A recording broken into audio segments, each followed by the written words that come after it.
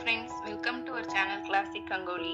எங்களோட subscribers நிறைய பேர் கோலமாவை எப்படி prepare பண்றது பத்தி கேட்டிருந்தீங்க. சோ அத பத்தி நாம இந்த வீடியோல பாப்போம். இதான் நம்ம நார்மலா கடையில வாங்குற கோலமாவு. இத அப்படியே யூஸ் பண்ணா நம்மளால நைஸா கோலம் போட முடியாது. நீங்களே பாருங்க இந்த மாவை யூஸ் பண்ணா கோலம் எப்படி வருதுன்னு. இத மாதிரி யூஸ் பண்ணா படிக்கோலம் பார்க்க நல்லா இருக்காது.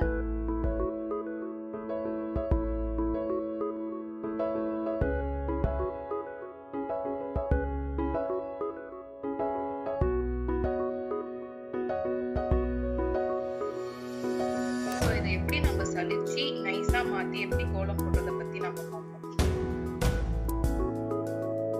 இப்போ ஃபர்ஸ்ட் வீட்ல இருக்க நியூஸ் பேப்பர் ஏதாச்சும் ஒன்று எடுத்துக்கோங்க. இப்போ இந்த பேப்பருக்கு மேல நைஸா ஒரு கிளாத் வந்து நம்ம போடணும். உதாரணத்துக்கு நம்ம சுடிதார் ஷால் கூட ஒன்று எடுத்துக்கலாம். இப்போ அந்த மாவை சலிக்கிறதுக்காக நம்ம ஒரு ஜல்லடை எடுத்துக்கலாம். சலிக்கிறதுக்கு முன்னாடி அந்த ஜல்லடையில இருக்க ஹோல்ஸ் வந்து ரொம்ப சின்னதா இருக்க மாதிரி பார்த்து எடுத்து வச்சுக்கோங்க. இப்போ வாங்கின கோலமாவை எடுத்து நம்ம அந்த ஜல்லடையில போட்டுக்கோம்.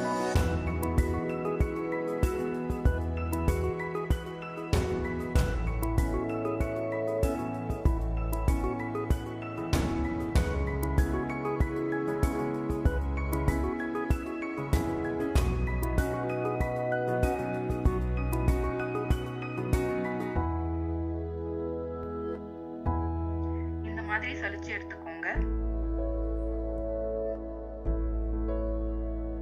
இப்போ இந்த மாவை நம்ம நல்லா சலிச்சாச்சு. இதே மாவை நம்ம திரும்பியும் சலிக்கணும். அது எப்படி சலிக்கிறது நான் இப்ப காட்டுறேன் பாருங்க.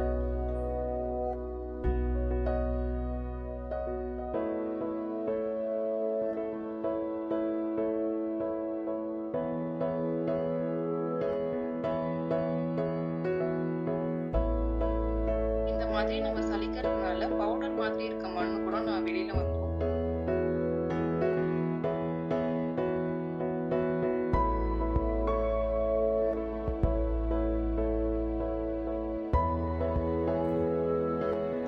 உங்களுக்கு எவ்வளவு மாவு வேணுமோ நீங்க இதே ப்ரொசீஜரே ஃபாலோ பண்ணி சலிச்சு எடுத்துக்கோங்க. இப்போ எனக்கு மாவு ரொம்ப நிறைய வேணுங்கிறதுனால நான் முன்னாடி பண்ண மாதிரியே மறுபடியும் கோலமாவை எடுத்து சலிச்சு மறுபடியும் முன்னாடி பண்ண மாதிரியே பண்ண போறேன்.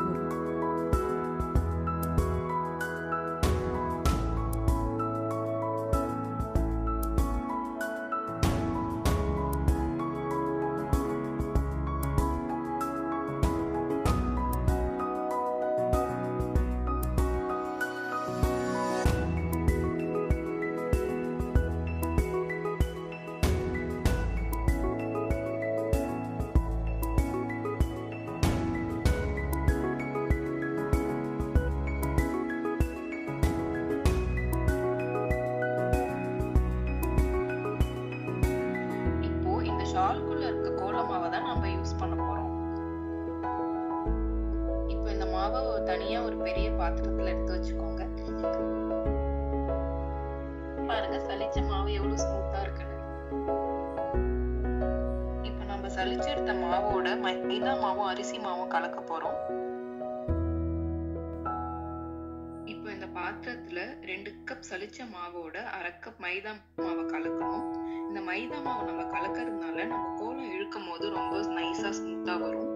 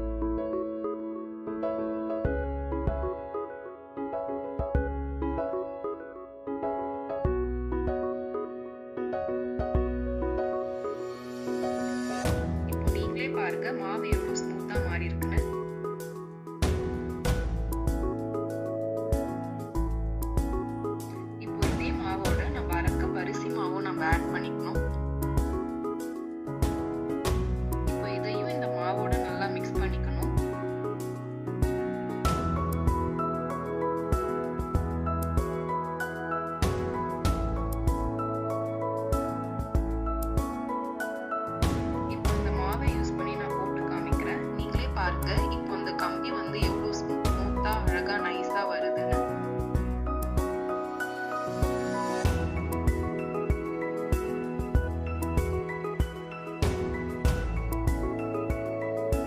இந்த மாதிரி நீங்க ட்ரை பண்ணீங்கன்னா வடிகோல் ரொம்ப சூப்பராவே வரும். சில பேருக்கு கோலமாவே யூஸ் பண்ணாம வெறும் அரிசி மாவு மட்டும் வச்சு கோலம் போட ஆசைப்படுவாங்க. சோ உங்களுக்காக ஒரு சின்ன டிப்ஸ் சொல்றேன். இப்போ பச்சரிசியை நல்லா கழுவி காய வச்சு எடுத்து வச்சுக்கோங்க. இப்போ இந்த அரிசியை மிஷின்ல கொடுத்து நல்லா அரைச்சு எடுத்துக்கோங்க.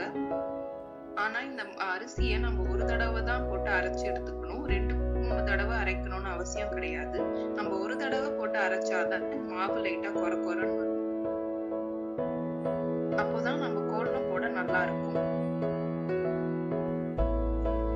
நீங்களே பாருங்க இப்ப கோலம் எவ்வளவு அழகா வருதுன்னு.